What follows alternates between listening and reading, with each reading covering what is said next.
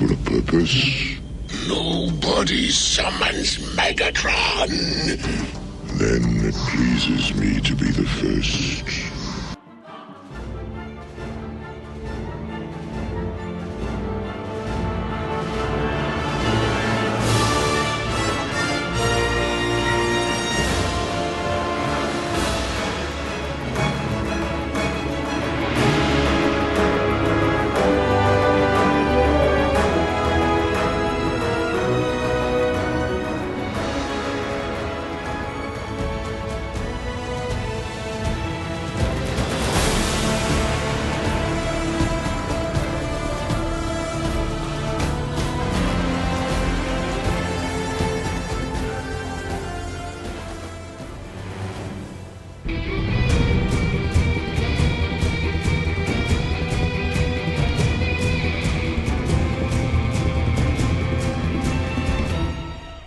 Greetings, citizens, and welcome to another adventure of the Real Comic Heroes podcast. My name is Travis. And I'm Patrick. And I'm Thomas Howeth from the X Minutes podcast. Welcome, Thomas. Yeah, How's it going, guys? Going well. Right. You guys brought me in right in my wheelhouse. I can't appreciate this more. Well, it's good to have an enthusiastic guest for this one. So this is a very specific wheelhouse, I must say. Yes. I'll admit this is not the best movie, but it does do an important thing for the Transformers universe. Yeah. So if you're a new listener, I'd just like to say Ba Weep Grana Weep Nini Bong. Good which job. Means Wow. which means this week we're reviewing Transformers the movie. So you can find our list of reviews over at realpodcastnetwork.com. So again, welcome, Thomas. Thank you. This is going to be interesting. It should be. Might be kind of all over the place. We'll see how it goes. Yeah. Yeah. Hope everyone likes the 80s. Right. Just put that out there. Yep. Oh, this music. This music will take you back to the 80s instantly. Yeah. First note, 80s time capsule. Oh, yeah. Yeah. What this is. Okay, so we are watching, or we have watched, I should say, The Transformers, the movie. Is that the correct way to say this movie? Yeah. Yeah, the Transformers movie. The Transformers, the movie. Okay. Yeah. Just making sure I got that. It's a lot of those. Yeah. So pretty sure I don't remember seeing the in the title sequence. I actually did notice it. It's real small next to Transformers. It's Is it? yeah, it's the Transformers, and then it as that passes by, it shows the movie, obviously. Oh yeah, I do see the tiny thing in the box art. Wow. That's a good thing they put that. Jeez. Okay. It'll be a fun one. Yeah. Let's talk about some act breaks. So we've got Act 1 begins with Galactus, or Unicron, arriving at an unknown planet and begins devouring it. The act ends with the death of Optimus Prime. Yeah. Pretty quick. Yeah. Yeah. Act 2 begins with a mutiny aboard the Astro train in which Megatron is tossed out into space. The act ends with a dance party on a junk planet, and I'm not making this stuff up. That is accurate. Act 3 begins with our heroes heading to face Unicron, who has now reached Cybertron, and ends with Unicron's head orbiting Cybertron. And that's pretty much all you need to know. That's the story right there. Yeah, That's how quick the story could have been. pretty much, yeah. All right, so do you guys have history on this movie? Do you understand what the point of the movie was? As I watched it, I think I know what the point of the movie is, but if you have, something. Oh, yes. This is a huge stepping point in my childhood, actually. Okay. So when this movie came out, I was 12. See, wait, 10. I'm sorry, I was 10. So 10 years old. I had the Transformers around for about 3 or 4 years. Key point in my life. I loved the Transformers. They were awesome. The toys were absolutely incredible. could have cared less for the cartoon. I really didn't care about it. The toys were just amazing. I mean, you had a toy that did something besides just, set up truck. battles, right? Yeah. You're playing with these. So what this movie did was it took all the toys and the characters that we knew and said they're dead. We're bringing out a new generation. And it was destructive to me. Like, seeing the stuff that happened in this movie was basically my transition out of Transformers, honestly, which it wasn't supposed to be. This is what this movie was supposed to do, but it ended up killing off all my favorite characters and moving forward, which is, I guess, somebody had the idea that they needed to do that. And in doing so, they kind of disenfranchised me with the Transformers. But I can still love this movie because it does have some of those characters in the movie. But basically, it took Generation 1 and Generation 2 of the Transformers, killed most of them off so that they could introduce new characters. Yeah, and that's pretty much what I assumed was the case. As I was watching it, like, oh, they're just trying to clear out some of the old stuff to make new toys. So almost exactly. Yeah. So, okay, so that's kind of your history with Transformers the movie. Patrick, do you have any history with this one? Okay, so I didn't have that much history with Transformers other than playing with the toys as a kid. 1986, so I was like 5 when this came out. The only thing I knew about it was that Optimus Prime was killed, and it traumatized children from the 80s. And it sounds like Thomas just confirmed that. I always thought of it as a 1980s toy, so I'm kind of surprised they were killing off characters already. Especially if some of the new characters were that cassette transformer guy and the boombox transformer. Yeah. So I feel like they were original. Well, the cassette guy was, I think, cassette guy. Oh my gosh, Soundwave. he's saying it now. All right, so Soundwave was, but Blast was either Gen 2 or he may have been introduced here for Gen 3. I can't quite remember. Okay, but I know that Soundwave definitely was, and I know that Blast was newer. Okay. As you can tell, I've given them their own names. As I knew you would. It's Blaster. I'm sorry, not Blast. Yeah. Blaster. Yeah, I got Optimus Prime, and that's as much as you need to know. Well, Transformers came out in '84. Wow. And so they had 2 years before this of a run before they decided to do this movie. That is crazy that they already thought, hey, let's freshen things up. Yeah. Yeah. I mean, I guess it portrays the whole selling and sort of media production of toy advertisement, I guess, Yeah. 80s. I just can't imagine watching, He-Man and Masters of the Universe and them killing off He-Man. Pretty much, yeah. That's how it was. It did in a way. That movie. Oof. Well, the movie. Have you guys gotten to that one yet? Not yet. That movie tried to kill He-Man. I can't wait. Didn't kill you guys. Now that's the one that destroyed my childhood. I was a big He-Man guy. Oh yeah, me too. Okay, so that was my history with it. It's kind of murky at best. Like he said, I really like the toys, but never was really into the sort of story of Transformers. What about you, Travis?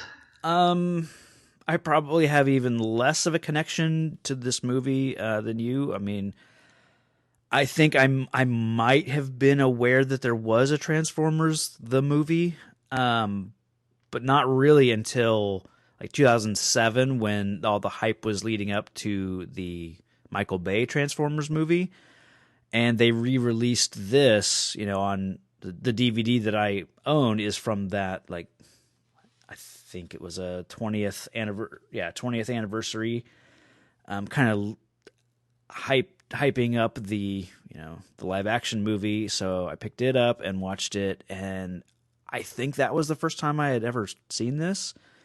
I had vague memories or recollection of the Optimus Prime, the fight with Megatron. But yeah, I definitely had a few Transformers toys as a kid, but not a ton. I mean, I was born in '83, so it would have all been a few years old by the time I was getting into that sort of stuff. So I don't really recall watching the cartoon much. So yeah, I didn't come into this one with a lot of history, and I probably watched the movie definitely once, in 2006 or whenever the DVD came out. And then I think that might have been it, really. Don't have a lot of nostalgia for the movie because, I really didn't grow up with it. Fair enough. Yeah, this is probably the fewest amount of taglines I've ever seen on IMDb for a movie. Okay, I was curious. There's 2. So apparently marketing didn't really try that hard. Weird. They figured they had I don't know if it's because they were locked already. Yeah, Yeah, they were just true. cocky. This is our first animated movie, really. Yeah. So maybe animated movies don't get the same tagline treatment. So we got escape into fantasy this summer into the incredible rock and roll adventure. That right there, I should have read before watching this movie, so I was prepared. Wow. That is a perfect synopsis of what you're stepping into. Yeah. Because Weird Al is rock and roll. Oh, man. Well, Rock and roll adventure. Yeah. Okay, then, what's the other one? Beyond good, beyond evil, beyond your wildest imagination. I'm okay with that I one. couldn't have imagined this movie, that's for sure. And So that many is have all we great got. imagination. Yeah, all right. I'm trying to put my head into a 1986 time frame, which would mean this is the first time you've seen robot cartoons. Maybe I don't know. Yeah. Like I said, the cartoon had been out for a while, so we knew Transformers. But this goes to a whole different level. Yeah. It's so piecemeal and kind of slapshod together because it was more marketing than it was a story. Yeah. So that hurts it a lot. But if you know who the hero of the story is, it becomes a little more coherent, and you can just kind of slough off the stuff that doesn't matter. Okay, so speaking of stuff that doesn't matter, you want to get started on this? Yeah, let's get into Act 1. Let's see. So we were treated to a octopus-looking planet monster, I guess, coming to destroy the town that has robot children. Sure. Yeah, so apparently In like a shopping mall looking. robots are more important around the universe than we knew, apparently. Yeah. We thought- yes, they are. We thought maybe there was this one planet, Cybertron, that had robotic life, and okay, that's cool, but apparently they're everywhere and they're not related. Yeah. They're just all robots. And it's unclear if this planet has transforming robots, I think. I don't see anybody I don't think transform. so. I think these are just actual robots. Yeah. Because we see one of them later. Spoilers. Yeah. Right. But yeah, you know what it kind of reminded me of was the Travis, you'll know this, but the city in Guardians of the Galaxy that's under threat. I was thinking that too. Yeah. Oh yeah, where everything's normal. It's just one of these random planets, and all of a sudden. So I'm saying Guardians of the Galaxy was inspired by this movie. Wow. Hot take. There you go. Hot take right there. Nice. But yeah, In space, I have a note here. Yeah. In space, no one can hear you crunch. Yeah. Yeah, I could have done without that crunch noise. yeah. Oh my god! Because so far, it's like the animation is beautiful when you see Unicron flying by, and like everything looks really, really good. And you kind of get the sense like, oh, maybe they're treating this with a little bit more like, sincerity, a little more serious. And then you just hear, some guy's eating an apple on the microphone.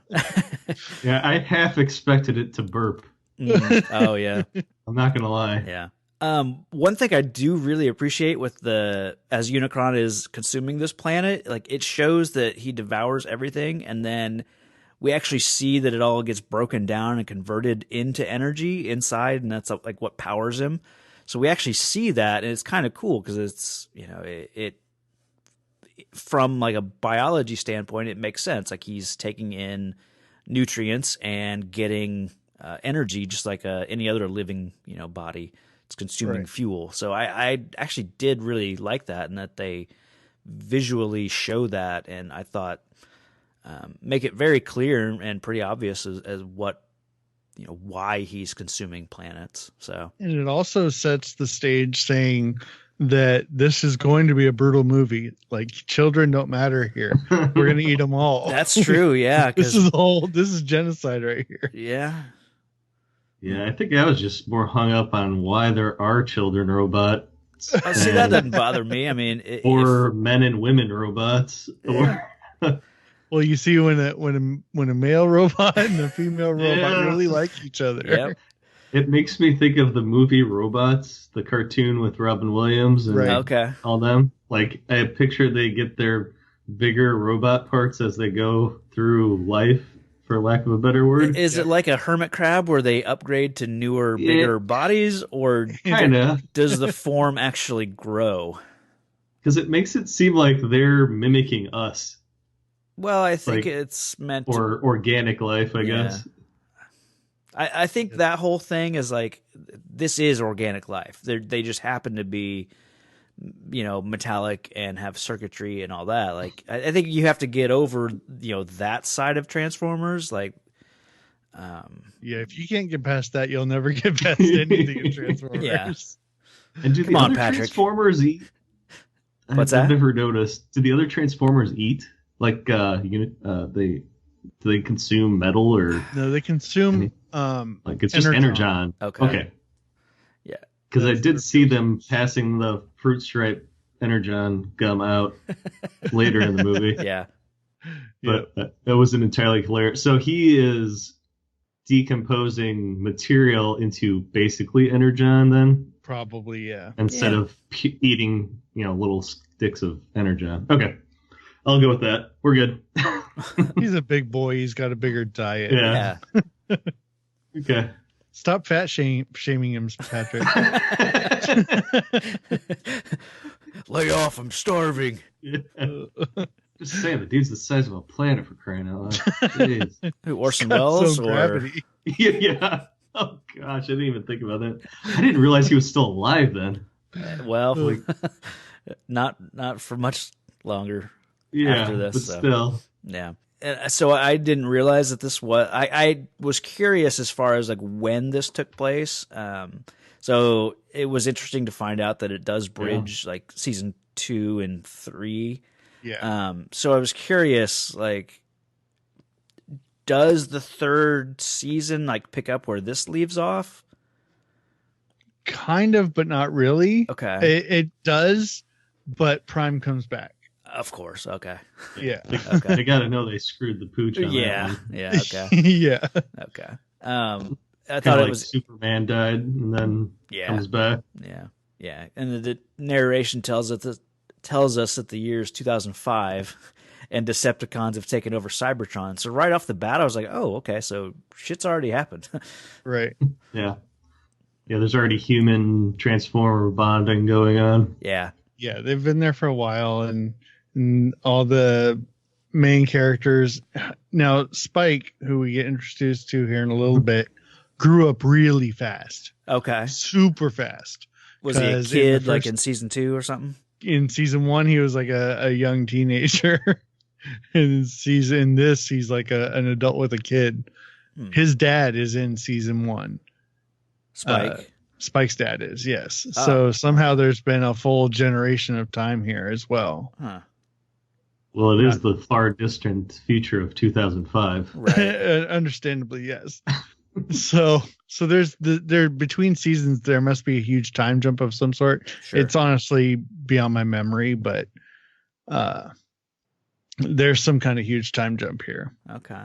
I thought it a bit strange that the Autobots are just camping out on like one moon over, or I guess like they have 2 moon bases. Yeah, there are but 2 moon bases. And technically, there's 3 moon bases. You Okay. can kind of see one, Yeah. but it doesn't come into the story. Sure. So then they've also got like people stationed on Earth.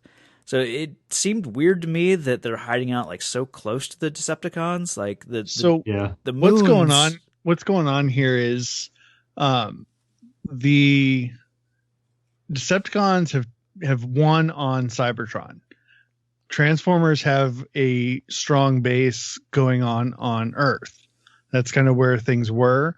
Now Transformers or the Autobots are on Earth, and they're trying to retake Cybertron. So they have these satellite bases on the moons of Cybertron to prepare for a battle Sure. to try to take back Cybertron. Yeah. Which I do like that we get Optimus Prime, right off the bat talking about, needing some luck or whatever, needing, if they're going to launch a full scale counterattack or whatever. Yeah, I really like the way the movie starts with Optimus. You get his little side talking about that, and then it cuts over to Megatron. So I really like the way the movie gets started. Yeah. So just for a little influx on my personal history with this a little bit more, I have Optimus Prime sitting on my desk right now. Still. You fucking nerd. Yep. I had Megatron growing up, and as we go through this, if there's characters I see that I had, I'll mention them. Okay. I vaguely remember having an Optimus Prime. Like I remember having the semi, at least the front part of it. I didn't have the trailer or anything, but that's like one of the only Transformer toys I think I had. So yeah, even now, and my Optimus Prime is a remake. Even now, I lost the hands. Everybody always lost the hands because they had to come off and go into his chest when he was transformed. They weren't part of the actual machine. They were they stuck on afterwards. Okay. Everybody always loses the hands. Yeah, I'm fairly certain I had GoBots. Nice. But I've played There's with nothing wrong with your second tier transforming vehicles. Yes. I feel like I got them at Sears, Craftsman section of Sears or something. Yeah, your grandma thought they were the same. Yep. Yeah. This is that show you like, right? It's like they're robot things that do stuff. Yeah. Nice. Oh, shoot. I wouldn't have known any difference. I was like 5. Yeah. So we do have the 2 planets here, and then Prime sends Ironhide off with, I think it's Ironhide, off to send a ship back to Earth to let them know that they're going to start an assault, I guess. And this is the beginning of the splintering of this movie, I think. Yeah. Like from here, this movie just splinters out everywhere into so many storylines. Yeah. I think I know what you mean. Like we cut over to you got Daniel and Hot Rod, and then we meet Cup. And then, once the invasion starts, it's like you got these smaller groups that break off. So yeah. So you mentioned Daniel and Hot Rod. So everybody was waiting for what was it 2017 for the hoverboard to come around? Oh yeah. No. I was waiting for 2005 because it was there already. Oh yeah. He had the hoverboard. He poorly crashed on a rock or whatever. Yeah. I totally forgot about that. Yeah. Oh, good call. We did almost miss something though. So when this ship takes off going towards Earth, Megatron decides that this is the great time for him to get into the Earth base because he's still trying to take care of all the Autobots at this point. So he sneaks aboard, kills everybody there quite brutally. Yeah, that takeover of the shuttle is no joke. Yeah, and this is when I, as a kid, knew things were totally different because in the cartoon, he never actually hit anybody. Oh, okay. When he transformed, blasts would go maybe a shoulder shot or something like that. no full-on chest shots, nothing that would disable somebody, and nobody was ever killed from these shots. Okay. But it starts off first shot, blast right to the chest, and the Autobot's dead. Yeah. And that's when I was like, what? What's going on here? I wondered if that was, I assumed that was, not typical for the cartoon. Because, I can't imagine that in an episode you'd have them killing, and here it's like 3 or 4 Autobots that get killed, so I figured it wasn't a regular occurrence, but it is strange. It's like, and this is a kid's movie, and it's like, for a kid's movie, there's a lot of death, and then there's like a shit and a dam. Yeah. I had Ironhide as a kid, so I was like, well, what do I do with this toy now? He's gone. Yeah. Kids everywhere are just holding Transformer funerals. Yeah, as they play. Exactly. Burying them in the mass backyard. grave. Yep. Oh man, that would be great. The mass grave of like, you got a G.I. Joe, Transformer, It's funny you say that. I didn't do it on purpose, but this Transformer actually did end up getting buried. I used to take them to the park with me, and I didn't want to transport them back and forth every day. So I found a portion of the park that I knew not many people went to, and I buried my Transformers there so that every time I went back to the park, I could unbury them and play with them. Yeah, your little Transformer horde. I did. You're like a nerdy squirrel that hides away his Exactly. Oh, that's awesome. Gotta hide these away for winter so I have toys to play with. Exactly. That's awesome. We went outside a lot more when I was a kid. Yeah. We didn't keep our toys at home. Jeez. Oh. That's awesome. Yeah. Okay. So we get this view of Perceptor. Well, actually, I guess we're getting a little ahead. Megatron flies in, and of all people, Daniel notices that there's this huge hole in the ship. Yeah. Well, he's using the what do you call them? Like the big tourist, binocular.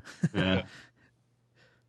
He had to pop in a quarter just to get it to him on. Right. So this that fight sequence we were talking about let me know that we were in for that rock and roll adventure we were promised. Oh yeah. And, the one on the shuttle? Yeah. Oh yeah, that's like a hair metal. I noticed it was more heavy for the Decepticons, it seemed like at first, and then like more pop metal for the Transformer. What the hell are they called? Autobots. Autobots, yeah. Yeah, more ballads. Yeah. For the Autobots, yeah. Yeah, exactly. So I was like, all right, they got their own theme music or genre. Yeah. But I kind of dug that music for the fight sequence. I did too, actually. I was like, this is the best music video ever. So I was talking earlier about knowing what to slough off and what not to. This is actually where we first get introduced to our hero of the film. Oh, yeah. And if you haven't seen this movie, you don't understand that. So you don't understand that him taking these shots against the ship are important or anything like that, or them sitting on this pool or this lake together. This is the main character. Hot Rod becomes the main character. And before I had seen this, you don't understand that. So almost everything before this can kind of get sloughed off. Yeah. And the Hot Rod, that was Judd Nelson, right? Oh, yeah. Yes, it was. There's so many voices in here that are, if you look back at the IMDb for this, you're like, what? Yeah. Now, speaking of the voices, and maybe this annoyed some people, but I kind of like the weird vibration noise that it had sometimes. I noticed like that, yeah. It wasn't constant. Sometimes it's too hard to understand. Like some of the characters, like I can't even remember his name now on Junk Planet. That guy's voice is really hard to understand. Everybody on Junk Planet's hard to understand. Yeah. But that's getting way ahead. Mm-hmm. But yeah, some of these voices are I mean, you've got Orson Welles voicing somebody. He died right after this, and he's actually known or said to really have hated the fact that he did this. Yeah. I've got a quote, I guess, from him talking about like he says to his biographer shortly before he died, "You know what I did this morning? I played the voice of a toy." He elaborated, "I play a planet. I menace somebody called something or other. Then I'm destroyed. My plan to destroy whoever it is thwarted, and I tear myself apart on screen." So he didn't really know what he was doing, I think. I guess, who knows why he took the role. Maybe it says that he had been pleased to accept the role after reading the script and expressed an admiration for animated films.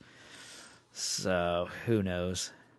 I think it all tied back to he was groundbreaking with what he did with War of the Worlds and stuff like that on the radio dramas, and maybe he thought this was a transition to another form of that. Maybe Could be, yeah. But I guess after his last voice session was October 5th, 1985, and 5 days later he died of a heart attack. So yeah, like literally, this was the last thing he did. yeah. He killed Optimus Prime and Orson Welles in one fell swoop. In one swoop, yeah. Jeez. And Doesn't get then much I more guess metal than that. Scatman Crothers, who was played Jazz, died also relatively close to what This was the end of a generation Yeah, here, literally. So I'm assuming this is what pushed Judd Nelson into heavy drug use as well. yeah. There's like a curse. When his line readings, when he's with Daniel and they're like at the lake or whatever, I can't hear him talking about whatever his lines are there. The way he says those lines are almost identical to the way he is in Breakfast Club when he's mocking Brian and saying like, "Oh, geez, Dad." Talking about doing, yeah. That's great, Dad.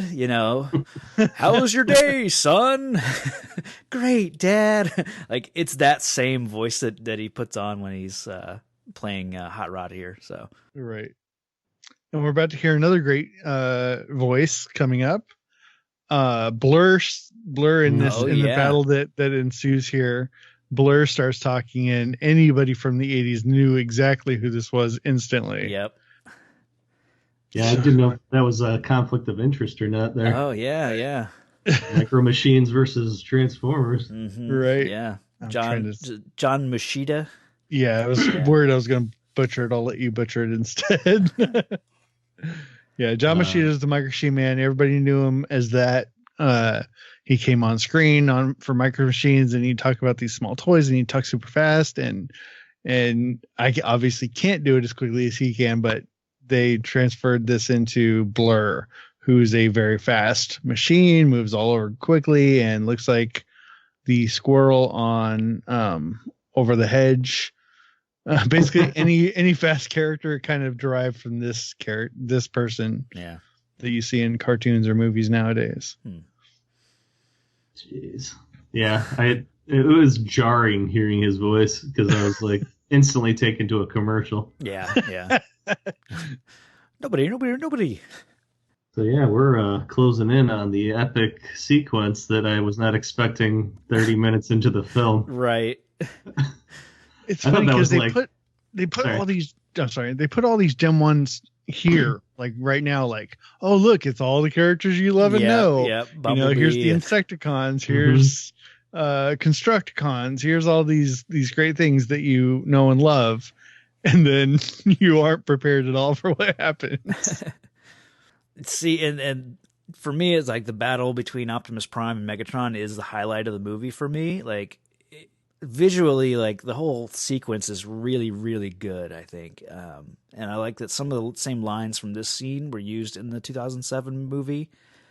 And definitely. Yes. I remember they had like a poll leading up to the live action movie, and they threw out like 4 or 5 lines that Optimus Prime quotes online, where you could vote like which lines from the cartoon did you want to hear in the movie, in the live action movie.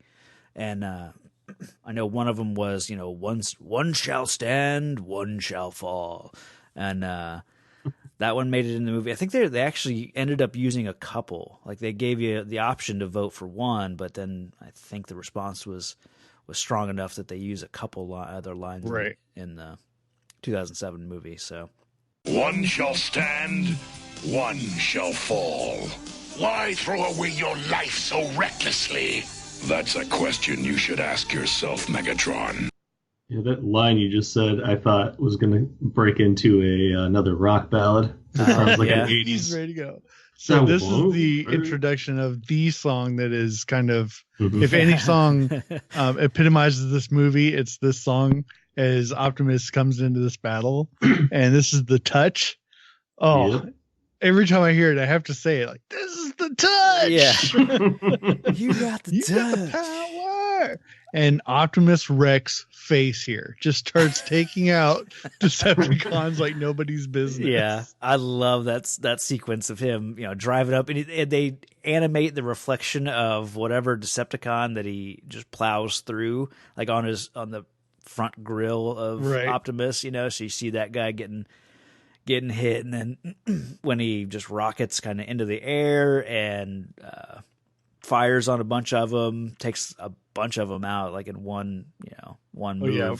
The jump from vehicle to transformer, and before he lands, he takes out like 4 guys. Yeah.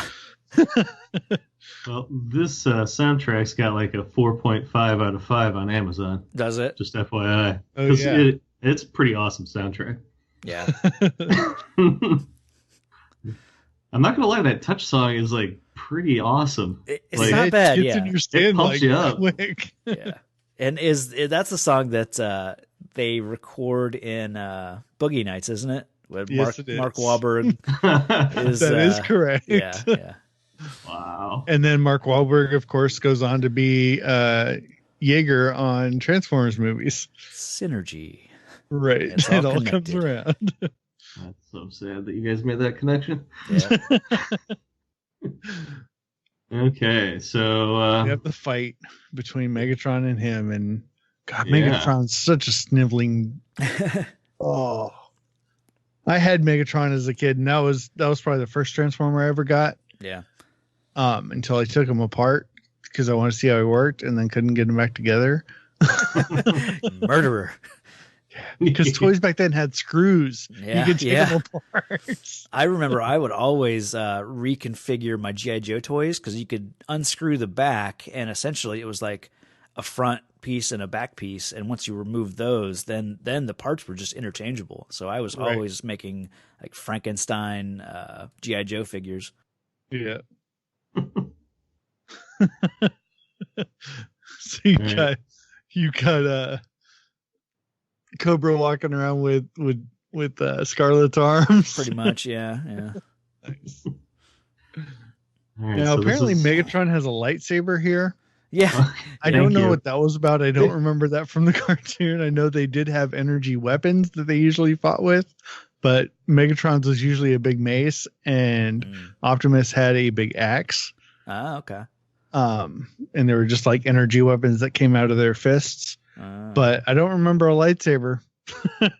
And this is not the first or the only lightsaber in this movie. Yeah. I think Hot Rod had one he was playing around with too.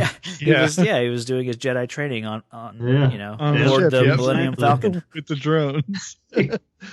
Oh, okay. Don't get into section 2 yet, though. Yeah. Yeah. This is the part where Thomas started crying in the movie theater. Oh my gosh! So seeing him laying there, I was like, they can't let him die. That's not going to happen. And then he takes out the Matrix. I'm like, wait, no, you can't. No, this isn't going to actually. They can't go through with this. And then he drops the Matrix, dies. I'm like, well, he's going to come back. He's got to in the movie. Yeah. But I do think it's interesting here that he's handing it to Ultra Magnus, and we get this little pre-touch to Hot Rod grabbing it as it falls. Yeah. And when he grabs it, it lights up. It's like, oh, this is who I'm meant for. And then it gets handed to Ultra Magnus because that's what Optimus wanted. But you do get a little touch there that this is important. A touch. Yeah, touch. a power. You got a touch. I'm going to be using that word a lot. Nice. Yeah. It's stuck in my head now. Yeah. And Prime dies. Yeah. Optimus I is like gone. the decision to like make him turn gray. Yeah. All the color fades out of him. That's when you know he's actually dead. Yeah. Because paint jobs go away when you die. Yep. When his spark fades away. Yeah. I thought it was more of an artistic choice than actual reality. I wasn't sure what was going on there. Oh no, I think that was in universe. I think that happened. Yeah. All right. So yeah, he goes black and white, and one falls and one stands, or something like that. They both actually fall here. Yeah. They both go down. Megatron takes out Optimus. Optimus takes out Megatron. And it scares off the Decepticons, and they decide, or luckily, Soundwave is loyal to Megatron still and Yeah. carries them along with him. I love that shot of him like running off the battlefield carrying Megatron. It's just like the stiffest run you've ever seen. And then he's got his little tape guys that's carrying like one of the tape guys is carrying Optimus or Megatron's gun. So this thing between Starscream and Megatron, I don't know if you realize it, but is an ongoing thing throughout the whole show. Yeah. It's always happening. He's always trying to take over. He's this sniveling sycophant that's following behind Megatron, always trying to take his job. Oh yeah. And now he sees his opportunity. I guess that starts us off in Act 2 with the Battle Royale on the ship of despair or whatever. So that kind of takes me to a point like I love how the concept of scale is never really a factor. I mean, obviously, like Megatron is pretty much like the biggest, Decepticon, but he transforms into a gun, which Starscream can hold and operate. Yes, scale never matters. Yeah, but then once we're inside this, the Astro train, the shuttle, they all like climb aboard. Which, I mean, the train itself only seems like it's slightly larger than them, but they stroll around inside pretty comfortably, especially once they, dump some of their dead weight. But even the Destructicons or Constructicons are able to assemble into Devastator while inside. Yep. So I thought that was kind of interesting. And then later on in this act, we'll get like Galvatron flying around inside one of his minions who transforms into a jet, but then transforms, to someone of pretty much equal size to Galvatron. So animation's awesome. Yeah, yeah. So the Astro Train that you're talking about was a Gen 3 Transformer. This was something that was being introduced here. Okay. It was a triple changer. Oh. It had 3 forms instead of the normal 2. It could change into a train. It could change into a space shuttle, and it can change into a robot. So it was like a new thing for the Transformers. And I think they wanted to show that it was awesome by having it carry all the other Transformers around. Oh. Yeah. I just assume it's like Harry Potter magic. Yeah. Yeah. Or the Doctor Who TARDIS. Right. Exactly. Yeah. It's bigger on the inside. Yeah. They're space robots. They can do anything. Jeez. They can reproduce babies. So we do have the fight. Everybody's off for their self. Before the fight, they all decide they have to lose weight on the ship that it's too heavy. So they weren't planning on taking everybody back in the beginning. Yeah. All the people that died. If all those people had lived, they would have had no way back to Cybertron, apparently. But so they just kick out all the dead bodies. Yeah. Pretty great. And of course, Starscream's quick to get rid of Megatron. Like, you're out of here. See ya. And little does he know he's setting Megatron up to be made stronger. And apparently there was $6 million to make him stronger and faster. We can rebuild him. Yes. Yeah, I love the scene between Megatron and Unicron. It's a pretty solid scene. I love the defiance of Megatron still, and then the indifference of Unicron. Like, it's a nice, Are we sure that was a choice, or is that just how Orson Welles was with this Well, He may have been indifferent through all this, but movie? yeah. I don't know if he ever saw the animation, I can't. but I wonder if imagine. he would have been upset that he was basically a sphincter on the screen talking. I tried to be more correct with it and say octopus, because it kind of looked like an octopus mouth.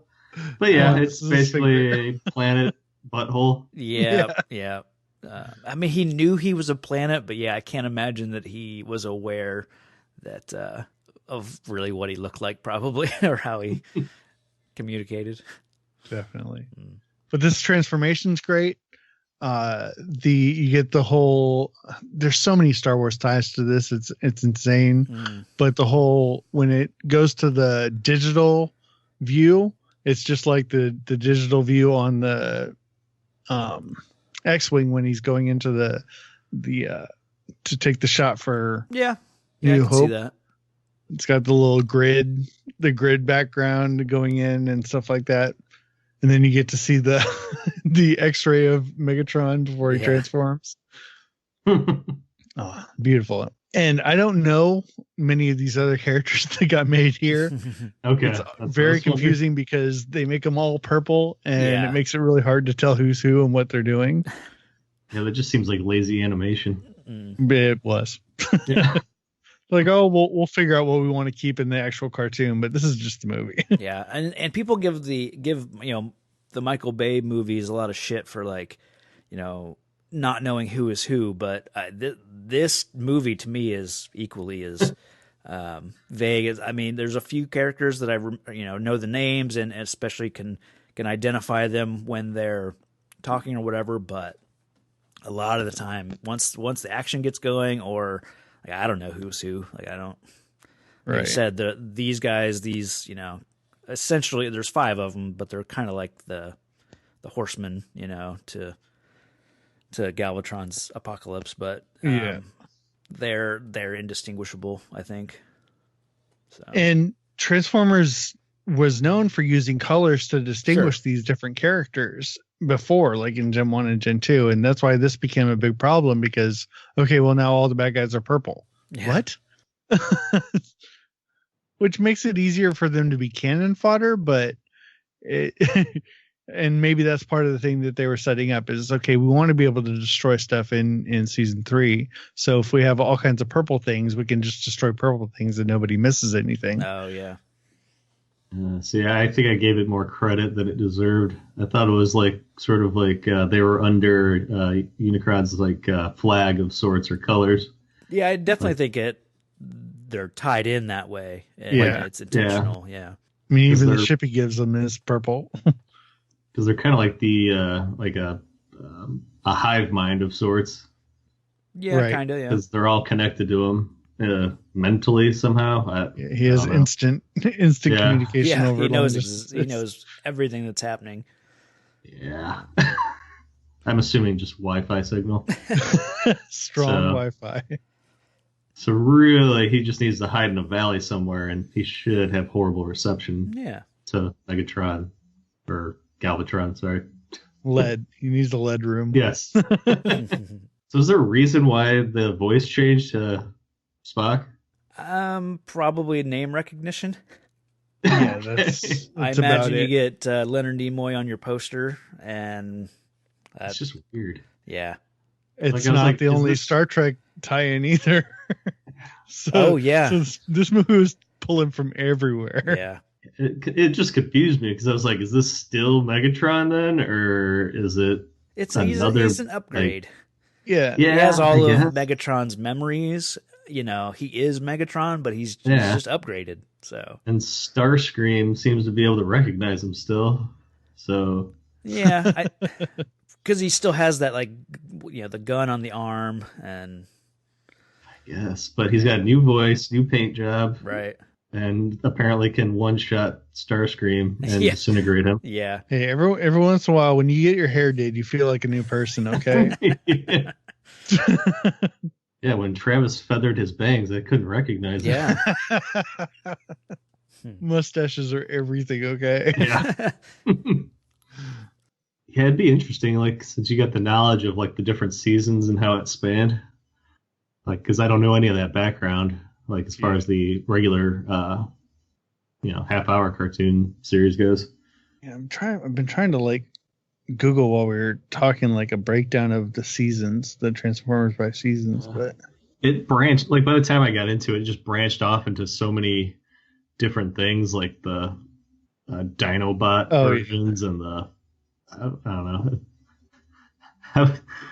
But maybe you can answer this. Like, I'm basing this off of Michael Bay, but when they arrived, they just scanned like vehicles to get their forms. Yes, originally they were kind of a generic driving vehicle, and they scanned vehicles to fit in originally. And I guess with the Michael Bay version, those had been there when all they could scan were dinosaurs. Okay. I guess talking about the Dinobots. Yeah. Yeah. Well, just in general, how they get their forms. And then I'm assuming when a car model is revamped, they rescan. Otherwise, well, actually, I'm pretty sure I saw a VW Bug rolling around somewhere. So yeah, maybe that's not. Bumblebee. Oh, are you serious? I didn't know he was the Bug. I just know him from the Michael Bay version now. Oh, no. Really? Bumblebee was one of the favorite characters of all the kids. Yeah. It's weird because he was one of the cheapest toys, and maybe that's why he was a favorite. Yeah. It's because everybody could get him. He was small. He was really tiny and super easy to transform. He just folded his legs over and put his arms back, and that was pretty much it. And so a lot of people had him, and he was like the audience surrogate for the show. Like, because him and Spike were best friends, and Bumblebee and Spike were like the teenage human and the youngest Autobot or whatever that you were supposed to connect the most with. I guess which is why he does not get killed in this movie.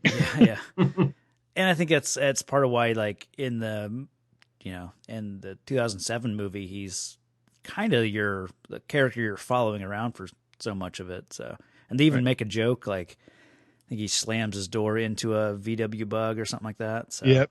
He like blows the windows out of that VW Bug. Yeah. Like, okay, that makes sense then. Now, one other interesting thing, I don't know how interesting it is, but there were different tiers of toys for the Transformers. There were the ones you got on card backs that had like the bubble pack on it. And that would be like your Bumblebee and stuff like that. And then there were ones that were in boxes that were more intricate. And then there was like the big ones like Optimus and stuff like that, where it came in a big box with all kinds of stuff with it. Makes sense. Yeah, Bumblebee and the other guy that's with him there, I think it's Cliff Jumper, is the bubble pack ones. Oh, okay. Ones everyone could afford. Yeah, then that kind of blows my theory out of the water, because I thought like maybe they changed names whenever they upgraded or changed forms, like Galvatron, and most of them never change forms except for the whole Galvatron thing. Okay. So they keep their original form. Okay. Because I was thinking that like Soundwave conveniently is related to music, so that worked out. So I thought whenever they scanned something or got like transformed into something new, they would change names based on the Galvatron thing. Nah. This is a weird movie thing only. Okay. Gotcha. So where should we pick up at? He just kicked off. He got transformed. So we jump back to the heroes or the Autobots at this point, I guess. And we have Hot Rod playing with a lightsaber. Yeah. Like we mentioned before. Yep. So we got the Star Wars tie-in. And then there's two ships here. That's kind of important. People don't realize there are two ships. Right. Sometimes the first viewings of this. And on the one ship on Hot Rod's ship, that ship gets taken out and blown in half. And on that ship, they had the Dinobots. Okay. They had Hot Rod and they had Cup. Yeah. And that ship gets blown in half. And that's why the Dinobots aren't with the two other characters. Okay. Yeah, see that I mean, I'm embarrassed to say that this movie confused me. Oh no, yeah, this movie is very confusing to everybody. Yeah, so I couldn't understand that, how the Dinobots were on the same planet as Hot Rod, but then they show up, much later. So okay, that makes sense that they were. Yeah, their ship so was kind of. Their ship gets destroyed and they get separated. Okay, and then the other ship, they separate on purpose, right, so that Megatron thinks that they've destroyed them. Yeah, and that's got Ultra Magnus and RC and who else? Some other people in there. I can't think of who it is. Yeah. So this is where you have even more splintering going on. Yeah. I like that Galvatron thinks that he's killed, taken out Ultra Magnus and instantly gets tortured by Unicron. Oh, yeah. But then he doesn't tell him no, dummy, he's still alive. Go, so much of it could have been, fixed by just go find him and physically rip him apart so he's dead. Right. No, come back to me. I'm going to tell you the story and then you can go back to them. Yeah. But it's nice that they don't waste time as far as how long it takes to get from point A to point B. It's we're going to go here. Okay, we're here now. So. Yeah. So this is the planet Junk. Oh yeah. This is going to be an integral part of the rest of the movie. It's not it's unlike Star Wars in that there's multiple areas of the planet that are important in their own ways. Like Star Wars, you just get one planet that has one area of life and that's it. But this has multiple areas and it makes sense. They can be on different parts of the planet and not know what's going on with the rest of the group. Oh, are they on the same planet? Yes. That's okay. Got confused too because they're underwater when they start. Yeah, I thought they were on two separate planets. Yeah, they're on the same planet as far as I know. Yeah, it kind of takes me to one of my points. It's environmentally, nothing seems to matter when you're a Transformer. Air, land, sea, space. It really doesn't matter. You can, and I guess that makes sense when you're a robot. You don't need. It doesn't really matter what environment you're in, I suppose. So I guess not. You can drive underwater if you want to. Yeah. So. But the old guy was spewing bubbles from his mouth quite a bit when he was laying on the ground in pieces. It's part of the audio matrix, okay? Yeah. I was like, maybe he's just got a lot of air built up in his mechanics and it's escaping conveniently through his mouth. I was just trying to ignore things throughout. Exhaust. I was like, it's okay. Yeah, it's fine. Kids did that a lot as growing up. Yeah, it works. It gets a little tedious here because, like we've talked about, our group is splintered, and it seems like we're obviously following Hot Rod a lot more. But it's like you don't really have a character that you really want to follow. We're not. Oh, how dare you, sir? Well, Daniel, Daniel's the kid who you would think would be, the audience surrogate, but he's really not. I mean, he's annoying. He is a pet. Yeah. And then you've got Ultra Magnus, who he's not as interesting as an Optimus Prime, and really nobody on that side of the planet or whatever is really that interesting. And then. Kind of by default, Hot Rod becomes the more interesting, but then he's paired up with this old guy who just kind of got on my nerves, Oh, how dare you? He was my favorite. Was he? Yes. Was your favorite? Yes. Telling all his stories. Yes. I was like, all right, we got a grizzled vet. He's too old for this shit. Telling all the old war stories, yucking it up with the Dinobots. The Dinobots. Goodness. They were insufferable. Second favorite. Oh, my God. No, I'm just kidding. Me, Grimlock. Me no bozo. Yeah. Everybody says their name before they talk. Yeah. I think I thought the Dinobots were like the Constructicon. Like I thought that they transformed into a Voltron style, like a bigger machine or whatever. So Yeah. I was kind of disappointed that that wasn't the case. No, they're just strong enough to take down Constructicons. Gotcha. And Devastator. And they prefer staying in their dinosaur form? For the most part, yeah, Yeah. they do stay in that a lot. I rarely remember seeing them outside of dino form. Yeah. They traveled. They sometimes like would fly around in various forms, but yeah, for the most part they were just dinos. But Spike gets an upgrade here too. Yeah. I'm sorry, Daniel. Dan, Daniel yeah. gets an upgrade. he gets his dad's old suit. Mm-hmm. Yeah. I guess now makes sense because he was a little teenager, right? Yep. So that's probably his teenage suit. Yep. They're passing the torches in as many ways as they can here. The funny thing is that it comes true a little later, but when he put it on, I was like, oh, I hope it transforms and breaks all his legs. And he's all right. I thought about that too. Just fold them in half. Yeah. It's a bloody Oops, we forgot mess. to take Yep. that into account. Yep. I've definitely seen some like I think it might have been a Robot Chicken where Oh, yeah. it was like the teen who transformed into a car or something like that. Some Oh, cartoon. And it basically was that joke where it just ripped him apart, folded him in half, and it was just like blood leaking out.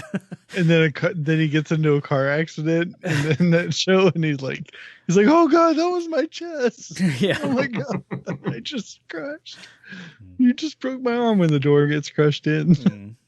We do see the most annoying character, in my opinion, in this act, and that's, I think his name's Wheelie. Oh, Yep. okay. Wheeler. Yeah. He was hard Wheeler. to understand. Oh. One of those. Yeah. It literally hurt my ears listening to him. Yeah. It was just so high-pitched and weird. And rhymey. Like everything he Yes. said rhymed. Although those junk bots are a close second with Yeah. their TV talk. They're pretty bad. Oh, All voiced by Eric Idle from Monty Yep. Python.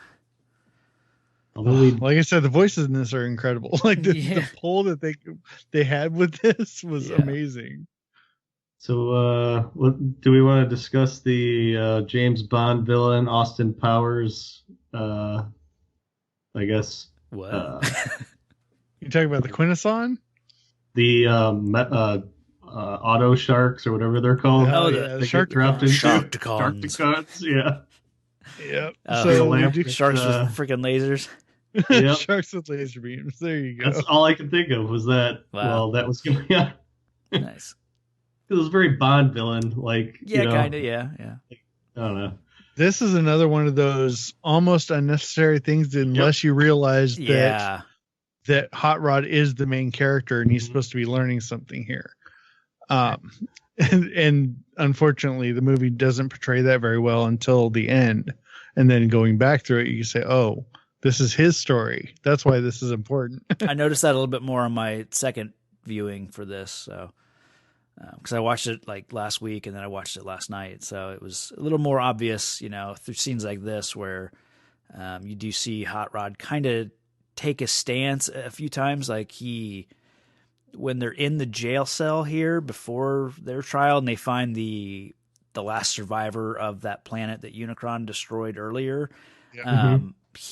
Hot Rod makes an attempt to like stand up for him, and he obviously grabs the cell bars and gets zapped and everything, and Cup has to like hold him back, from trying to help, and so it things like that. There's I think an earlier example as well, like of Hot Rod just trying to do everything he can to help people and be a hero. So Cup's supposed to be the mentor character. Yeah. And He's the Obi-Wan. yeah. yep. Almost exactly. Would have been better if Obi-Wan was always like going on about old stories. One time I almost got eaten by a sand monster in the desert of blah, blah, blah with 5 moons. Yep, that's my Star Wars knowledge. Yep. I thought it was interesting that Ultra Magnus's like first instinct when confronted with a fight is to remove the Matrix from his chest, where he proceeds to lose it. Like, you didn't see Optimus Prime like flaunting that thing around and like he just had that power within him and was able to kind of draw on that strength. But then That's what I thought. I thought it was like a upgrade, like battery. Like It should have been if it Okay. if it were given to the right character, it would have been, and we see that in the end of the movie. But Ultra Magnus was not meant to harness the power of leadership. even he took it out. Like I didn't think it was supposed to be out in the open. Right. I thought it was That's just a what I battery. mean. Like he didn't see, Prime doing that. So why is Magnus like whipping the Both thing of them out? do it. Well, this- Even Hot Rod I'm does pretty it. sure the Matrix of Leadership was introduced here in this movie as well. So it's not something that we knew about before. We didn't understand that primes could be changed. We didn't Okay. even know that Optimus Prime was a title, not a name. And for some reason, I have like this little bit of Transformers trivia that Prime's original name was Orion Pax, and that Yes. he was upgraded or became Optimus Primes. I don't know why I know that, but That is correct. And it's basically like Hot Rod later in this movie where Okay. his name's Hot Rod and he becomes Rodimus Prime. okay. He does. I know it sounds like a porn name, Yep. but Rodimus. Rodimus Prime's here. You need me to Ladies. fix your sink? Bebop Grana Weep Mini Oh, that is the dumbest thing in this movie. Oh man. Oh, I heard that. I couldn't figure out what he said. I was like, Goo Gop Mini Wheats? I don't. Why is that the universal? Ba weep grana weep penny bun. Ba weep grana weep ninny bun. Anywho, and even Yeah. Hot Rod didn't know what the heck he was talking about. right. But then he's like, "What was that universal greeting? Oh, never mind. I remember it." Yeah.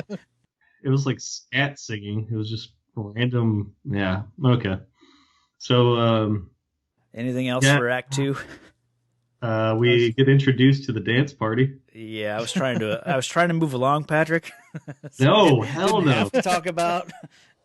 When that Weird Al kicked in, I knew it was Weird Al as soon as it kicked in. Okay. See, I Dare didn't to be remember that stupid. song. Like, Oh yeah, I was big Oh, into Weird Al. Dare to be Okay. stupid. Yeah, and the first thing I wrote down was "What the fuck?" And I'm glad Optimus Prime's not alive to see this.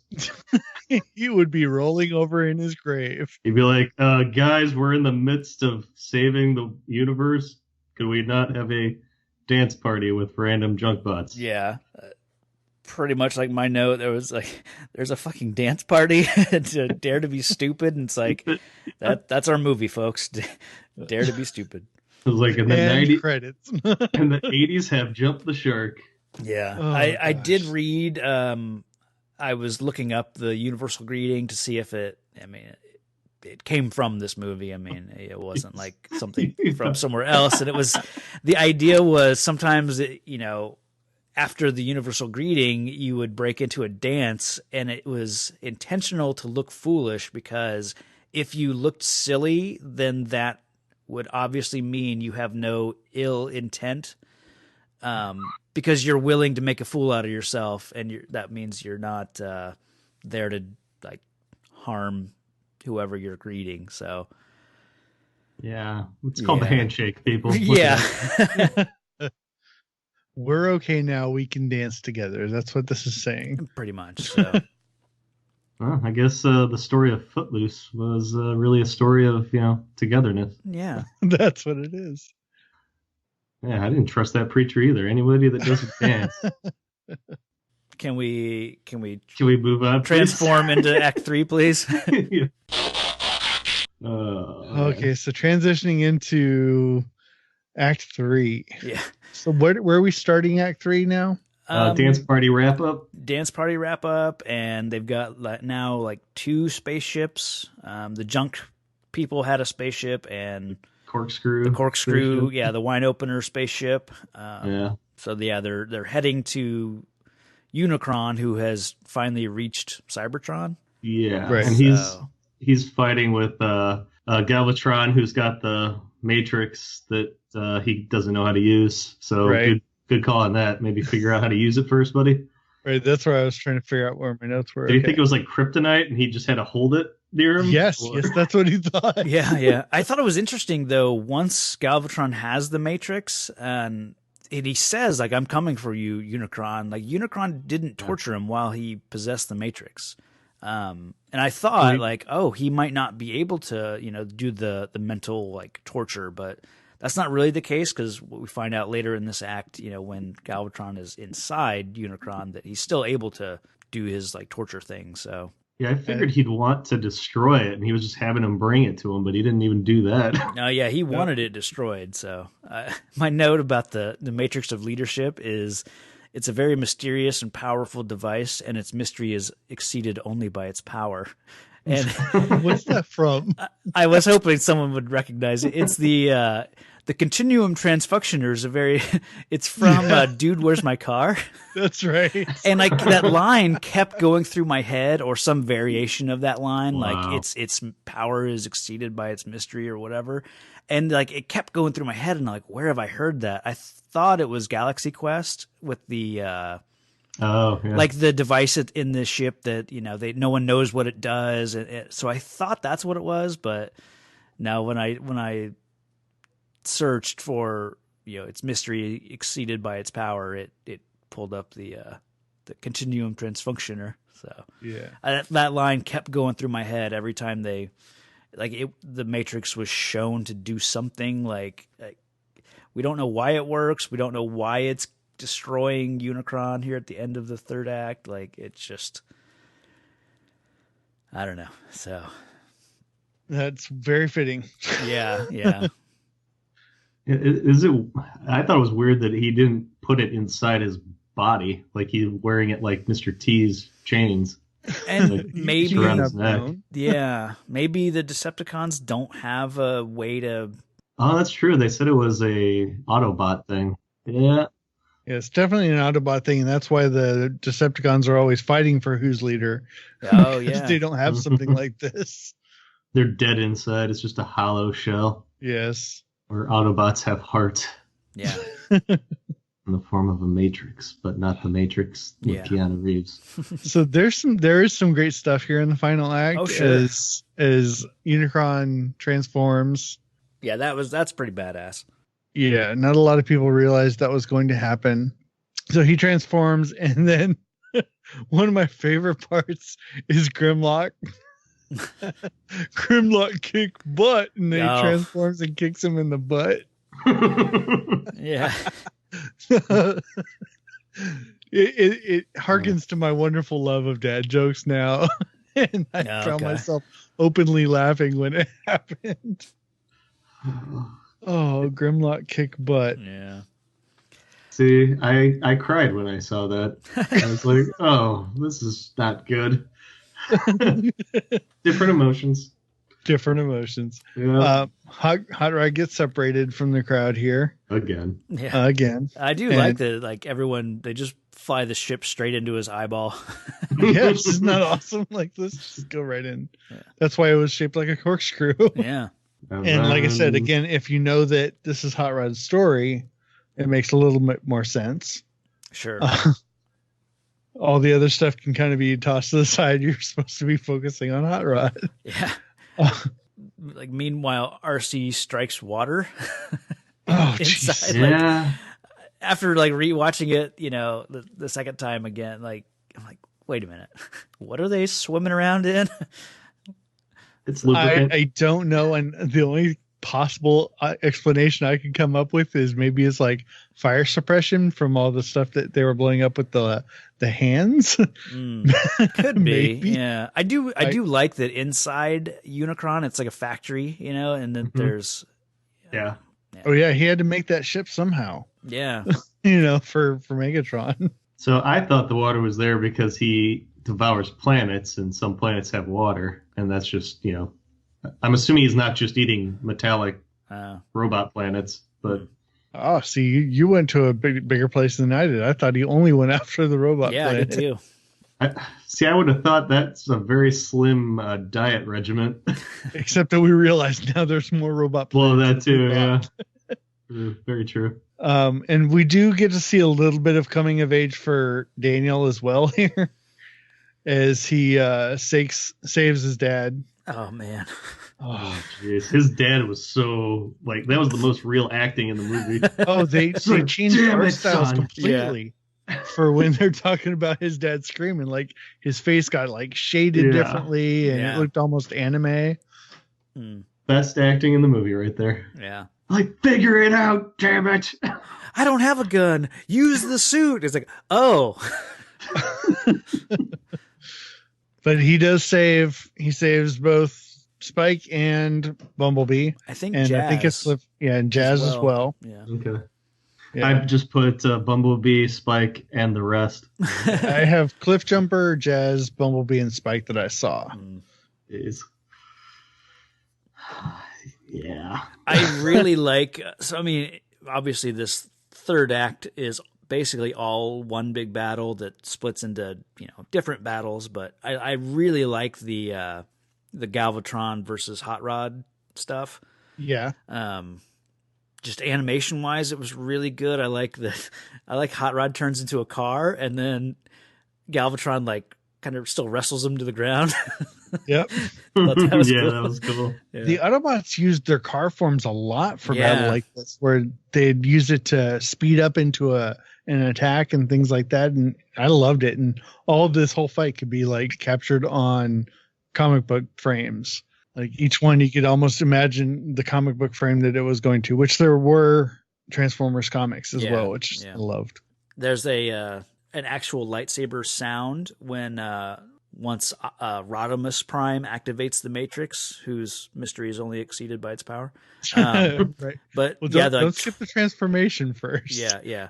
But yeah, there's actually like I think 2 lightsaber sound effects. So yeah, which fits in well with the whole multiple battles going on at once. oh yeah, You got the Star Wars, you got the land battle, you got the inside battle, and then you got this space battle. yeah. But yeah, he gets transformed here into Rodimus Prime, which blows Galvatron away. He's like, "What?" Yeah. She doesn't really kill Galvatron. I mean, he just throws him out outside. So I don't know if Galvatron pops up in season 3. Season 3, he does. Okay. And I'll admit that, like I said, I fell off after this. Okay. I didn't watch very much after this, so I'm not positive on season 3. I know I've rewatched it, but I don't remember it. Like I've gone through and watched all the seasons since then, but I don't quite remember.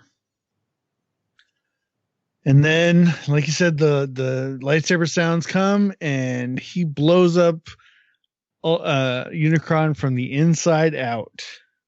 It's the only way to take out a giant robot. Yeah. And I would be remiss if I did not say that Unicron, both transforming and then blowing up with his head popping off, made me think of Spaceballs. Oh, you son of a bitch. He's gone from suck to blow. Definitely.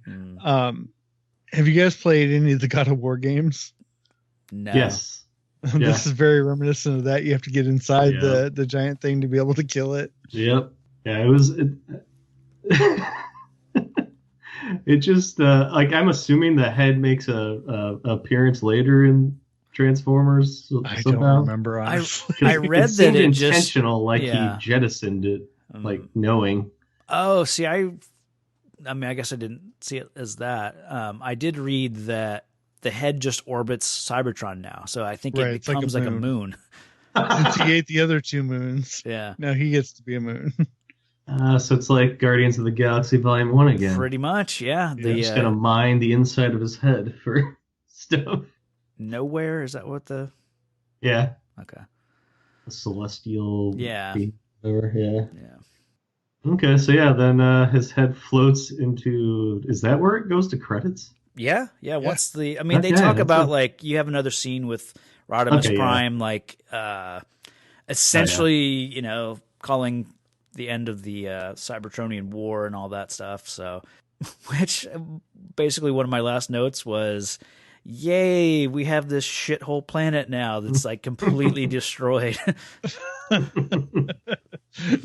Kind of how it is. Yep, they got the planet back, and now they have to rebuild, I guess. Yeah, which I guess planet can do by itself. I mean, hell, we saw on Earth their, the Autobot base, like even that place transformed. Yep. Yeah. They were trying to get a lot bigger with the toys that they could sell because those sold for a lot more money. Sure. Unicron was hell of expensive. I was going to ask if there was a Unicron Yes. toy, and did it kind of transform into the... It did. Okay. It was the big planet, and it had the ring around it as well. Oh, and wow. Yeah. Jeez. I'm trying to find a picture of it. I know there is one. I wonder when they created characters like this, do they start with do they try to figure out what if they can build a toy for it to transform, and then they, create the figure for animation, or do they? Because I can't imagine that they would animate something like Unicron and then say, "Well, we don't know how to make a toy of it." So I guess it would start with a toy. Yeah, I really hope they come out with that. Did you guys watch that Netflix show, the Toys That Made Us? Yeah. Yes, I I'm hope waiting that for the Transformers one. Yeah. I'm hoping they do season 2. I think it's next for season 2 for sure. Yeah, the He-Man one and the Star Wars one were really, really good. I did watch the G.I. Joe, which was pretty interesting, and I had a lot of G.I. Joes, but I watched all of them. I'll admit it, even the Barbie. Yeah, Barbie was kind of cutthroat. Yeah, Barbie was hardcore. Yeah, she was made after a porn. Really? Yeah. Well, now I have to watch it. Oh man. So yeah, I think the way this ended made me think he was coming back. Okay, I could see that. Yeah. Because it just like stops at him floating around the other side of the planet. Yeah. And I was like, ooh, will mystery. probably go to him to get some kind of power or something to help him in a battle, or mine him for energon or something. Okay, so yeah. We forgot to say that the Touch song came back for the big blow up sequence for epic points of the movie. Because it doesn't get much more epic than the Touch. That's right. Oh, you can play that around anybody near our age, especially near my age, in their 40s. You play that song, and we all know exactly what it is instantly. Yeah. Oh, that's the Transformers song, and not many people say, "Oh, that's the Dirk Diggler song." We are pretty much done. I think so. Yeah. I was confused when this movie ended. I was not sure how to feel. I was devastated. Yeah. No pun intended. Devastated. Yes, I was devastated. So do we want to talk about most heroic and most villainous? Sure. All right. Yeah. Thomas, we'll let you go first with, we'll do your most villainous. This planet, these people, they are nothing to me. You were made to be ruled. The universe's power. You unstoppable power. Come to me, son of Jor-El. Kneel before Zod. And I am that force. I am that power. In the end, you will always kneel. Kneel before your master.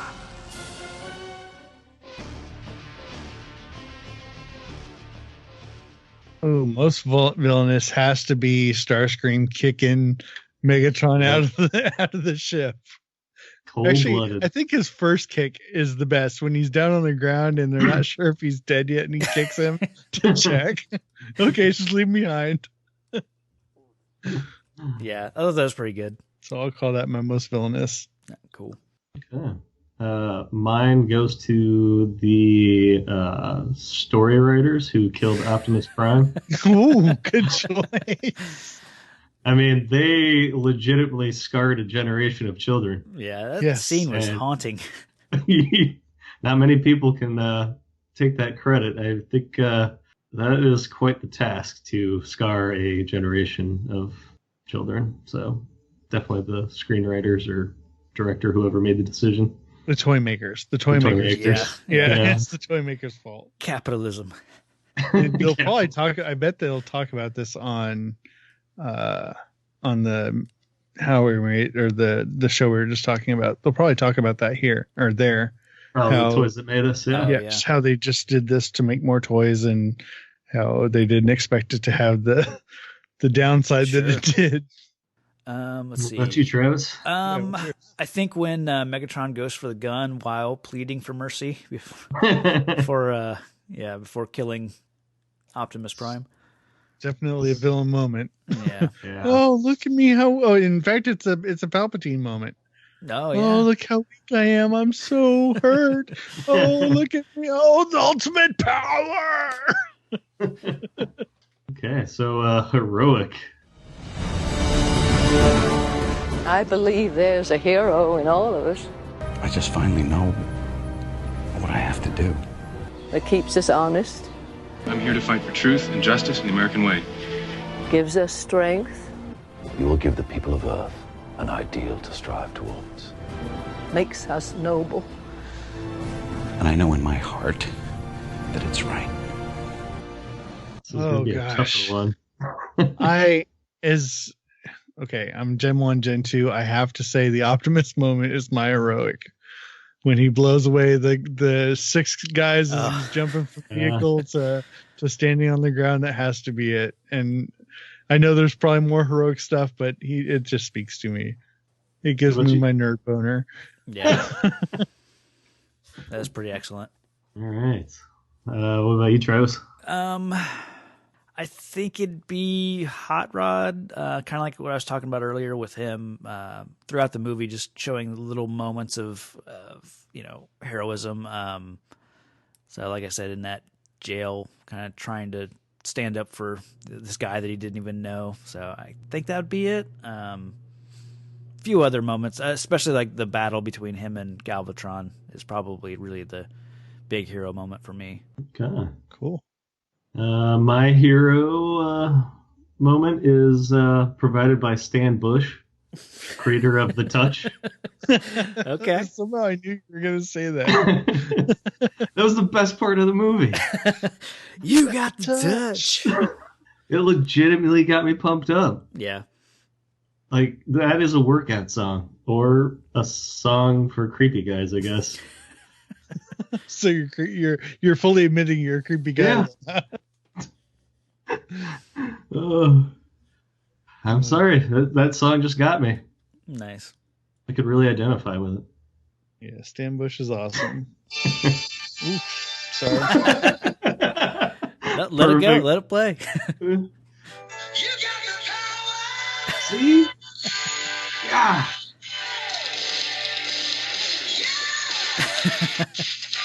I'm over here punch dancing. Nice. If that's not the workout Swifts are music, awesome. that should be on Jock Jams. Like, that's Definitely got that epic feel to it. yeah. All right, Stan Bush is gonna probably sue us now. Yeah, yeah. What word did you use earlier for it? What's that? Travis used a word for the song earlier, and I can't think of what it was. Oh, like a ballad? Yeah, ballad. Oh, okay. Oh yeah. All right. I think I thought whatchamacallit, synthesizer was the robot's choice of music. Oh yeah. So that makes it was sense. perfect. Yeah. A lot of synth going on. All right. Movie. Let's see. Do we want to do Rotten Tomatoes? Sure. Okay. So the goal is to guess the percentage of the critic and the audience review, percentage-wise. I've not looked this up, so I'm not cheating. Yeah. Okay. So usually we go with let's go with the guest going first. Do you want to take a guess for critic and for audience? Critic first. All right. Critic score, I'm going to have to say is pretty low because of the disconnected storyline and things like that. I'm going to guess maybe 42. Okay. And then for audience score, I think the nostalgia and stuff like that's going to bring it way up. So I'm going to say maybe 78. Okay. What about you, Travis? For critics, I'll say, I mean, because the movie isn't obvious, just it's a toy commercial, and I don't think critically, I can't imagine that it's well regarded. So I would probably go 35. Okay.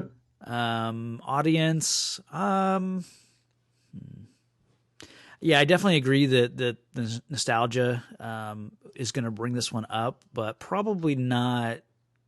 I'm going to go like 65. Okay.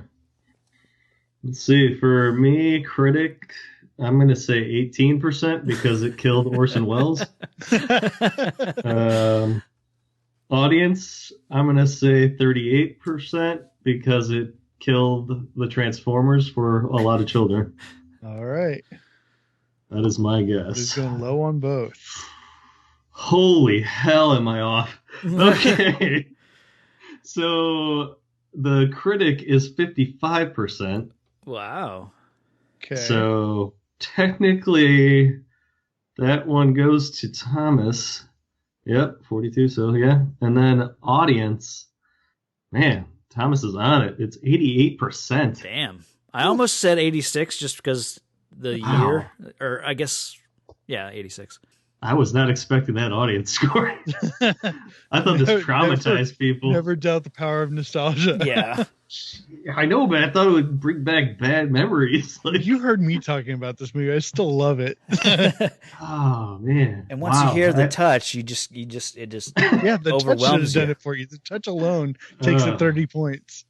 Good Lord! Well, yeah, that's what got him to 38%. I had it at 8%. Jeez. Man. Wow, I did not see that coming. This is like the worst I've done on this. Okay. Well, I have the pulse of the 80s generation. This is your Yeah. This is your wheelhouse, as you mentioned earlier. Yep. So you knew it, man. Wow. That is, man. I guess people from the 80s just had horrible taste. Yeah. We did. We really did. I try to watch the cartoons now, and I'm like, how do we love this stuff? But we do. Okay. Sorry. I feel bad for everybody that liked this movie. Thanks for crapping on my movie, Patrick. So I guess we got to go into our own ratings. I can tell right now that Thomas is a 5 out of 5. How about you, Travis? No. I cannot say I'm 5 out of 5. He'd give it 6 if he could. Okay, yeah. done. With my adult brain, I can't say that this movie does not have its problems. I've found ways to justify those problems and to get past those problems, but it does still have them. So I will say a 4 out of 5. Holy cow. Okay. Okay. Just because I do love it for what it means to me and where it takes me in my mind. Yeah, that's cool. I mean, nostalgia is a big part of this show. So. Yeah. Yeah, that's good. You like a pile of trash. Pretty much. No, I'm just kidding. I liked you. I mean, I walked right into that every time. Oh. Okay, Travis. Patrick, oh, dang it! I didn't want to go. Okay. Yeah. So, like I said, I mean, I don't have the nostalgia for this, and I imagine if I grew up with this, I would probably be right there with you. I mean, like I said, I saw it like 10 years ago when I first bought the DVD, and I think even watching it then, I was like, oh, okay, it's not, not great or whatever. But so rewatching it for this, there's definitely a lot of stuff that I like about it. I would say the first act and the third act are really good. A lot of action. The second act, like the second half of the second act, really drags on, especially when it's like the junk planet and the all that stuff. So that was really boring for me. So I'm right in the middle. I would give this one a 3. Okay. Only one less than his. Okay. Yeah. Brace yourself, Thomas. Patrick's Transformer name would be Shitstorm right now. Dare you? It could have been worse. It could have been Wheelie or whatever the hell that guy's name was. Yeah. Wheeler. Oh. Yeah. Did anyone else get a Jar Jar Binks vibe from that guy and maybe the Dinobots? Yeah. It was just. And I think that level of annoyance. I tried to remember like essentially this is a kids movie, so they do need the characters in there that are a little more simple. I mean, you have to admit he's got some balls. He took on a dinosaur with a slingshot. Yeah. Oh, my nose. He's got his let's be friends. Energy marbles that he shot, or whatever those were. But it was a very scattered movie. It was basically, let's see how many toys we can fit into this movie. It had its moments, like Travis said. There were like legitimately 3 sequences that I enjoyed, but there was just so much filler, and the little boy just was basically a little pet that they had to keep around, and they were like busy like laughing as he did like baby deer steps in the suit, and meanwhile they're crash landed on a random planet, so it seemed like out of like, I don't know. Did you notice they ditch him?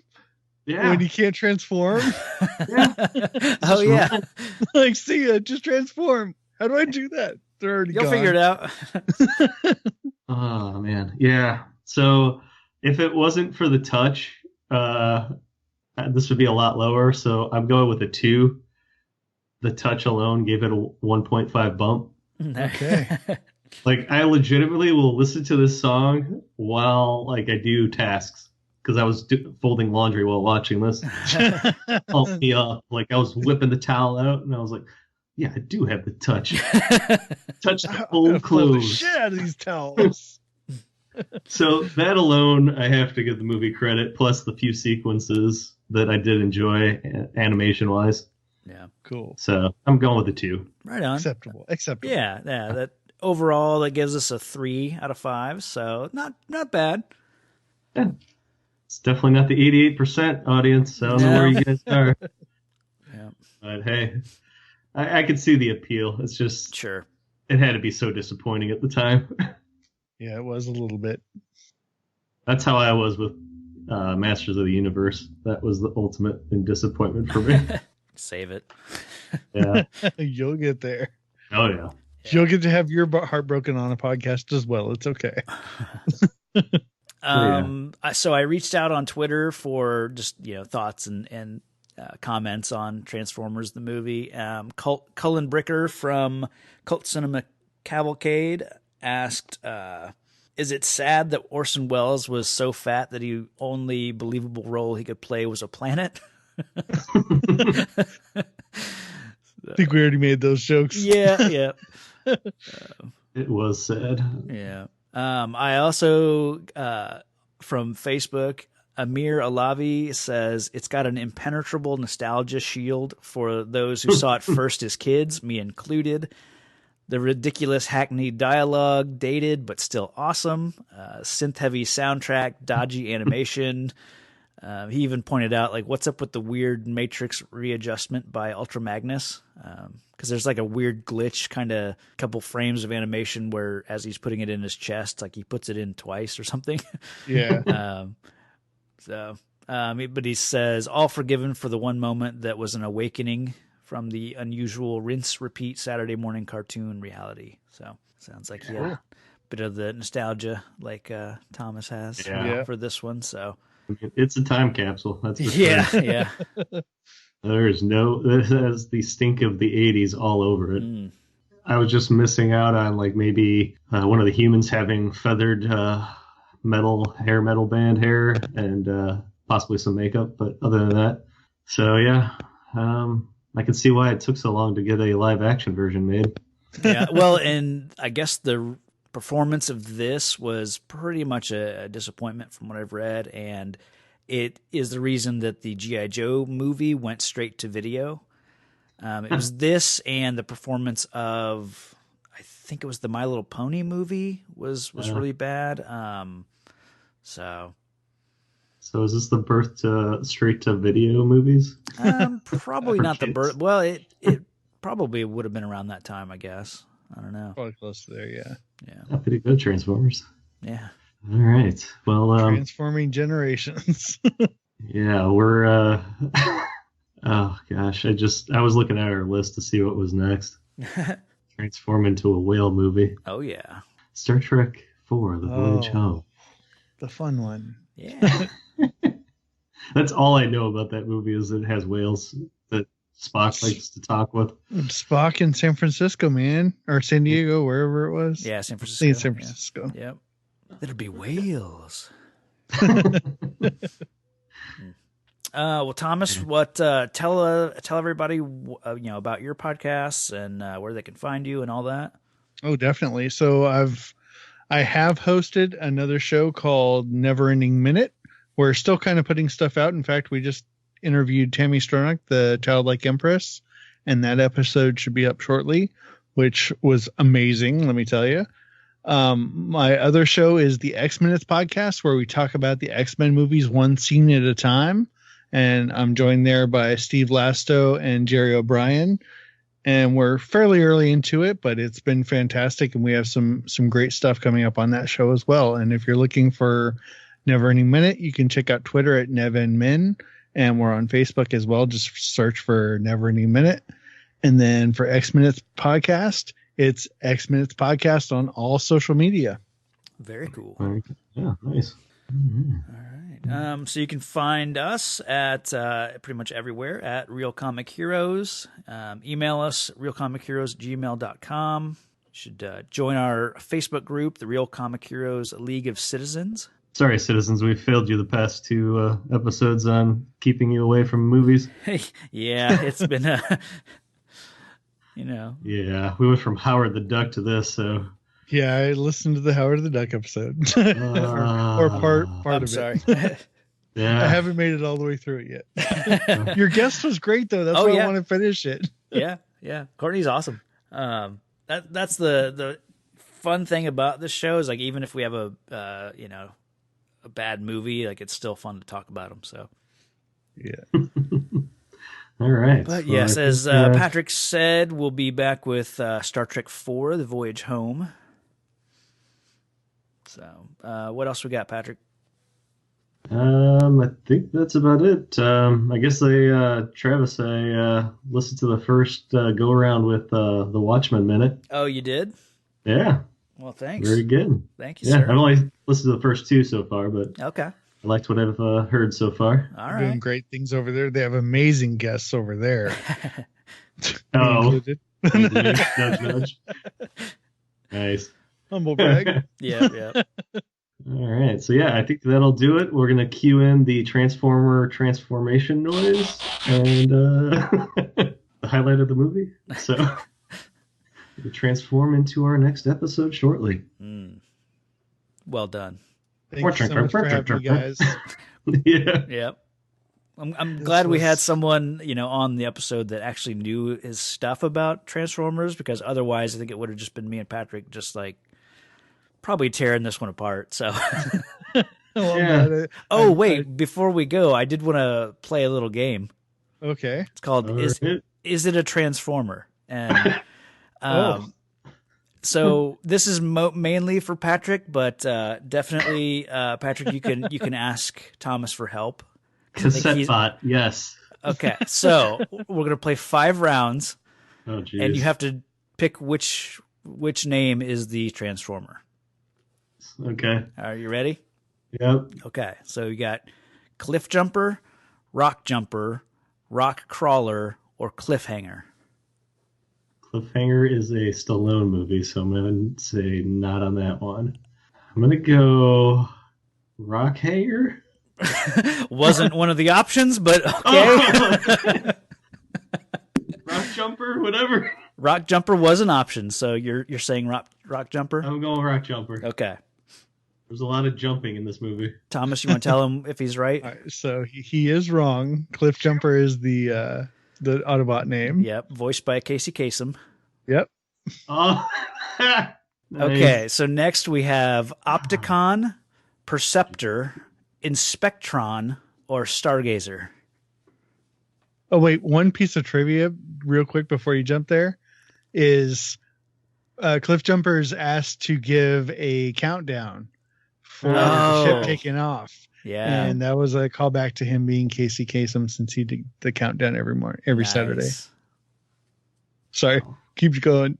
That's cool. It's got to be Stargazer. That's Stargazer like is incorrect. It is Son Perceptor. of a- Perceptor. Perceptor. He was the one that looked like a magnifying, or not a magnifying glass, a microscope. Microscope. I actually had that Transformer as well. My grandma got it for me. Yeah, that sounds like a grandmother toy purchase. Yeah. I'll get you the one that looks like a microscope. Yep. That's awesome. Voiced by Paul Elding. Okay, 0 for 2. Okay, so now we have Switchback, Puck, Wreck-Gar, or Pile Driver. Puck. Puck? Puck. You fell into my trap. There is one called Cup, so it's not Puck. Damn it. The correct one was Wreck-Gar, voiced by Monty Python's own Eric Idle.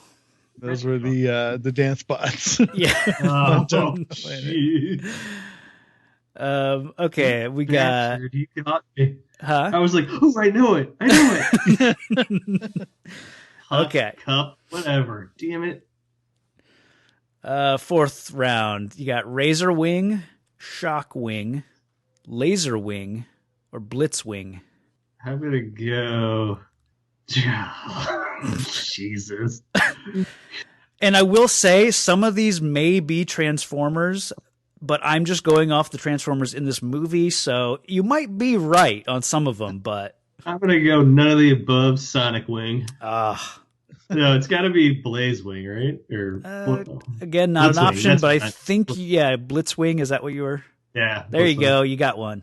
Oh, Yeah. sweet. Voiced by I thought I heard the name Blitz somewhere. voiced by Ed Gilbert. Okay. Okay, last round. You got Springer, Slag, Bone Crusher, or Hook. What the? I was hoping you'd say Laser Beat because I wrote that one down. Damn it. So it's like, oh, that's a creative name. He shoots a laser from his beak. Can you say those again? Springer, Slag. I think it's Springer. Bone Crusher. I will say, or I will Hook. say, this name is spoken in the movie. I was thinking Springer because I thought I heard that in the movie. All right. I'm assuming it's a robot that makes people argue and fight and take off clothes. Oh, yeah, nice. Okay, that one was a trick question because those were all four actually in the movie, and they're all voiced by Neil Ross. So either way, you would have gotten that one right. You bastard. Gave me like an idiot one that I had to get right, and I almost screwed it up. We wanted to make sure you got at least one right. Yeah. Yeah, the names are just perplexing. Like RC. I was like, okay, she's a remote control. The one woman is a control. Great. Yeah. Yeah, I knew I would fail that one horribly. Thank you. The only one I wrote down was Laserbeak because I just thought it was ridiculous. Nice. That's definitely a Generation 1 Transformer, and he's in all the movies as well. Jeez. I didn't even know there was generations of... Yeah. All right. I think that'll do it for this one. Thanks so much for having me, guys. This is definitely a fun trip.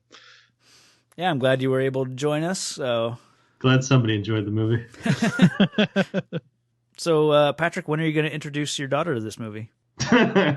She saw bits and pieces of it. She was just like, "Oh, this is so old." Nice. Like, what? My daughter watched it with me this morning, and she was not impressed either. Yeah. She was dancing to the touch, though. Nice. Oh, nice. So you're doing she's got a something mother's taste. I was teaching her how to punch dance. Nice. All right.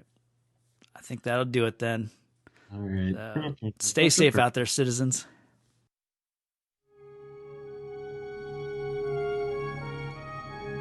Avoid the planet Earth at all costs. We are under the attack of an orbiting probe. Notify all stations. Starfleet emergency. Red alert.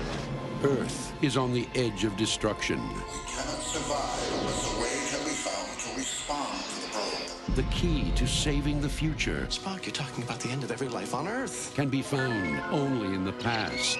We're going to attempt time travel. Sulu, take us home. These are the voyages of the crew of the Starship Enterprise. Judging by the pollution content of the atmosphere, I believe we have arrived at the latter half of the 20th century. Stardate 1986. San Francisco. Our own world is waiting for us to save it. They have 24 hours. Everybody remember where we parked. Break up. To complete their mission. You look like a cadet review. We will beam in tonight, collect the photons, and beam out. I want you all to be very careful. Without being discovered. We have an intruder. All right, who are you? You're not exactly catching us at our best. That much is certain. This is an extremely primitive and paranoid culture. What does it mean, exact change? Many of their customs will doubtless take us by surprise. We're ready for beam out. My transporter power is down to minimal. Got to bring in one at a time. You're from outer space. No, I'm from Iowa. I only work in outer space. Let's do our job and get out of here. Freeze! Chekhov, can you hear me? Freeze! I've lost him. Who are you? Admiral Khan! I'm coming with you. You can't. Our next stop is the 23rd century. Full power now, sir. Shields at maximum. Steady. Hold on tight, lassie. Can we make breakaway speed? That's all I can give you.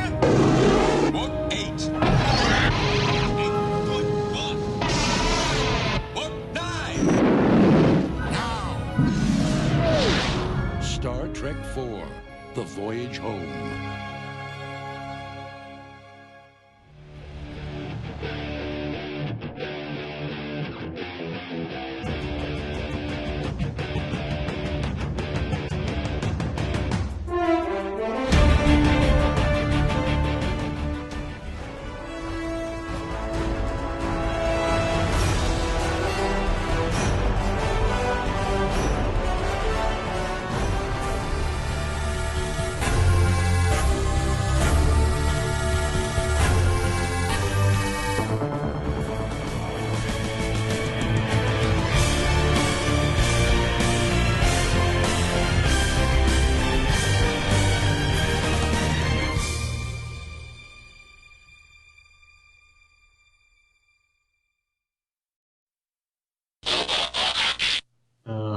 Man, I've legitimately got the touch stuck in my head for the past 2 days. Good, as well it should be. Yeah. You should never be too far away from the touch. I've got a